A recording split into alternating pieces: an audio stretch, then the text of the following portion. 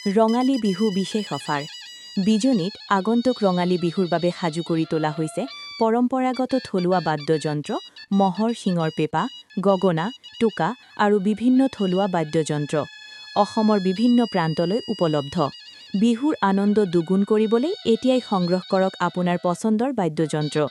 order অনুযায়ী post যোগে সামগ্ৰী পঠিয়াই দিয়া হয় যোগাযোগ কৰক 6003403923 সীমিত সময়ৰ বাবে উপলব্ধ আগতীয়াকৈ বুকিং কৰক